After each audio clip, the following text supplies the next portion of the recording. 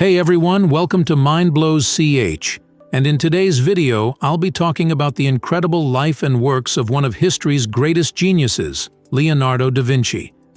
We'll explore how his creativity and genius inventions have shaped our world. But here's a question for you. What's your favorite Leonardo da Vinci's masterpiece or invention? Let's get into it. Early life.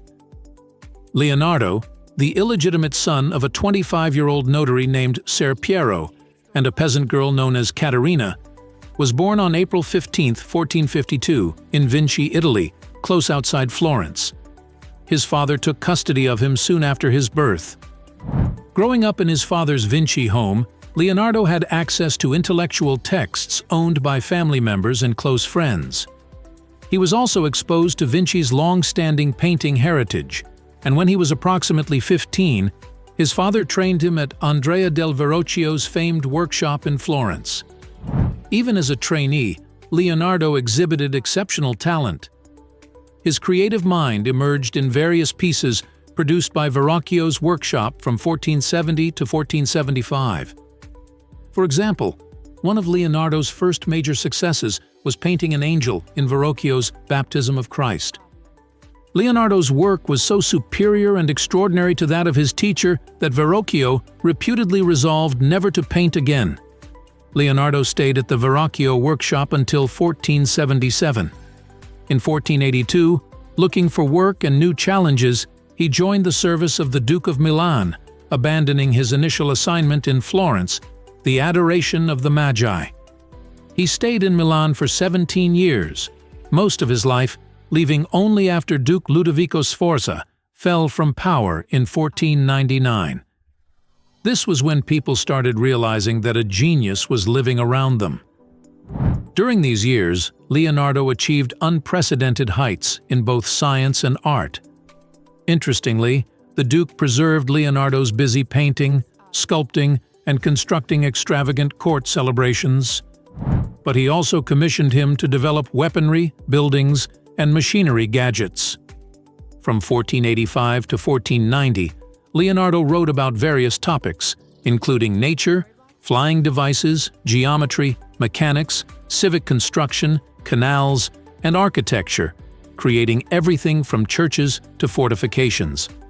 His studies during this period include plans for advanced weapons, such as tanks and other military vehicles, numerous combat equipment, and even submarines, which we will discuss in detail later in this video.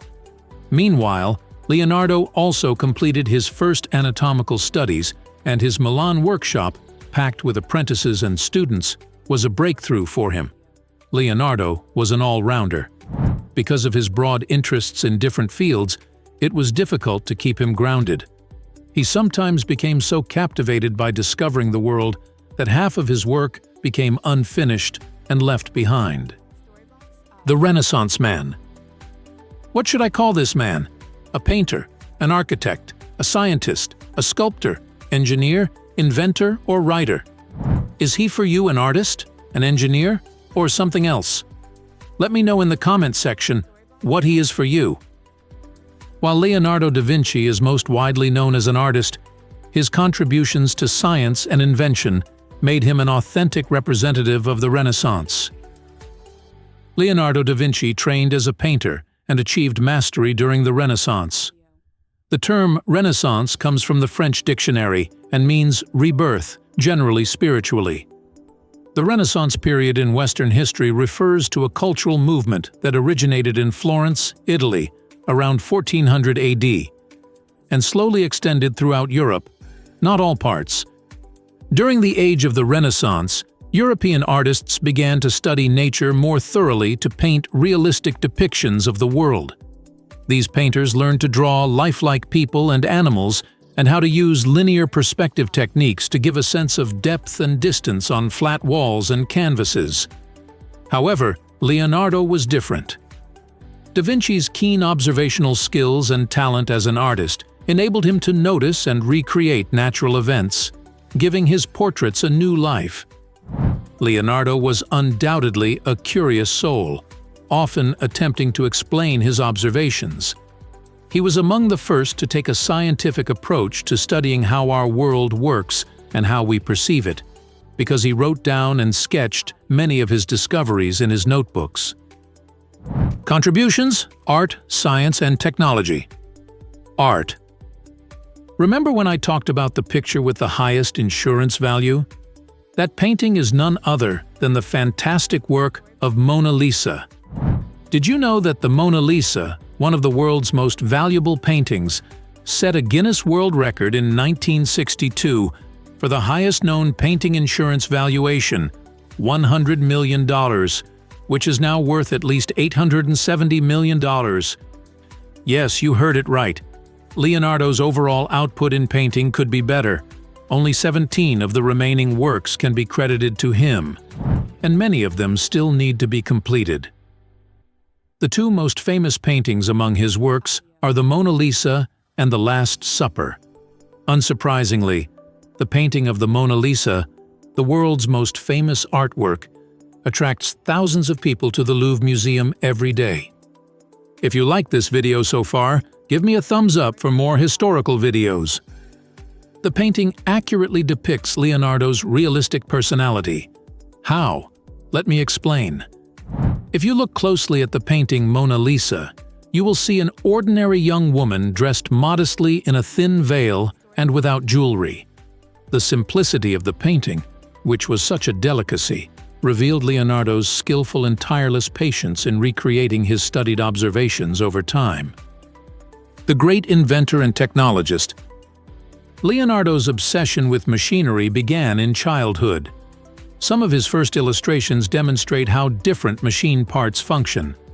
Leonardo watched and utilized many devices as an apprentice in the artist Verrocchio's studio. By researching them, he gained practical knowledge of their design and structure. Who knew that even after 500 years, his sketches would still be utilized as blueprints to produce flawless, functional models? Leonardo created the first comprehensive descriptions of how machines work when their components are joined in a particular way. His mind-blowing skills as an illustrator enabled him to depict his mechanical concepts with outstanding clarity. Aviation and War. Parachutes, helicopters, flying machines, anemometer, tanks, and much more. You know, it is one of my dreams to go skydiving. Yes, just imagine jumping from millions of feet, opening your arms to experience the ultimate diving experience from the sky to the ground. That's unbelievable. But hold on, how could that have been possible without a parachute? Thanks to Leonardo. His love for aviation made him try to fall in with flying gadgets, resulting in the invention of parachutes, helicopters, flying machines, and anemometer. Leonardo da Vinci presented the idea of the parachute many centuries before Sébastien Lenormand brought it into the form of reality in 1783. Da Vinci's sketch depicted a triangular canopy made of linen over a wooden frame. Critics questioned its usefulness because of its design and weight. Although Da Vinci never created or tested the parachute, adventurer Adrian Nichols produced a prototype in 2000. He was surprised that Da Vinci's idea functioned effectively and provided a smoother ride than current parachutes, demonstrating his imaginative talents. As a nature and animal lover, he wanted people to soar through the skies like birds. One of Da Vinci's most renowned creations, the flying machine, also known as the ornithopter, best exemplifies his talents of observation and creativity, as well as his enthusiasm for the possibility of flight. What is your favorite animal? My favorite animal is the bald eagle. The design of this innovation is influenced by the flight of winged creatures, which Da Vinci aimed to reproduce. Indeed, in his notes, he mentioned bats, kites, and birds as sources of inspiration.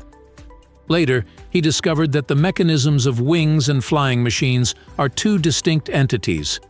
Despite its design, the machine couldn't generate enough power to take off after hitting the ground. The modern tanks used by the Army are the older version of the armored car, a concept given by the famous Leonardo da Vinci. This new technology was enough to scare enemies and tended to go in any direction.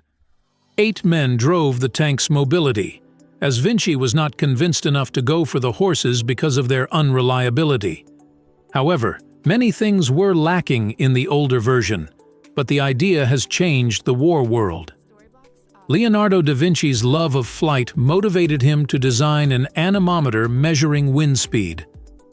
Although he did not invent it, he did improve on previous versions to make measuring wind force easier.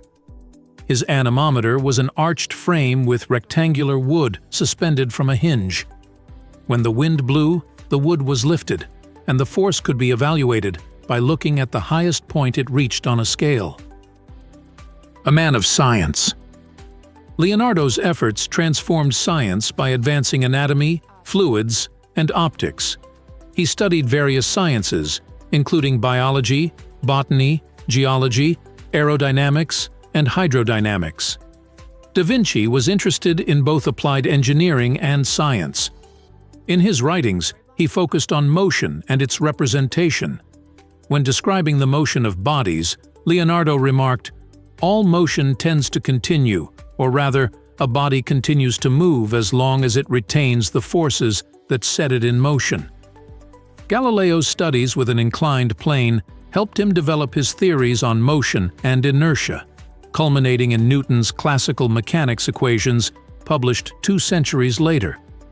Leonardo da Vinci became preoccupied with inventing a perpetual motion machine beginning in 1490, and he clearly articulated the forces that would prohibit such a device from ever appearing. He focused specifically on the energy loss caused by friction. Nevertheless, his desire to publish a thorough thesis on human anatomy persisted, and nearly 2 decades later, he returned to his completely abandoned notebook, known as the Anatomical Manuscript B, preserved at the Royal Library at Windsor Castle. In it, he drew a series of pen-and-ink drawings documenting his observations while dissecting an older man who died in a Florence hospital during the winter of 1507 to 1508. In the years afterward, Leonardo became more structured about human anatomy than ever before, and by the end of his life, he claimed to have dissected over 30 bodies. In the winter of 1510 to 1511, while most likely working with a young anatomy professor named Marcantonio della Torre at the University of Pavia, Leonardo collected a series of 18 largely double-sided sheets bursting with more than 240 separate drawings and over 13,000 words of comments. These papers, now known as Anatomical Manuscript A and housed in the Royal Collection, provide clear insights into how the anatomy of the human body operates. If you called this man a library, you would have been justified. Because his insights are that vast, it would take you a week to analyze Leonardo da Vinci's significant contributions and inventions, which helped revolutionize the world. The great Leonardo da Vinci died on May 2, 1519 at 67 in the Clos-Lucé Castle in Amboise, France. It is thought that he died from a stroke. However, the exact cause of death is still a mystery.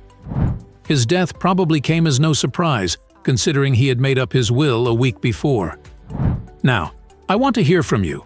Among Leonardo da Vinci's many inventions, such as the flying machine, the armored tank, the parachute, and the giant crossbow, which do you think had the most significant impact on the world, and why? Drop your thoughts in the comments below.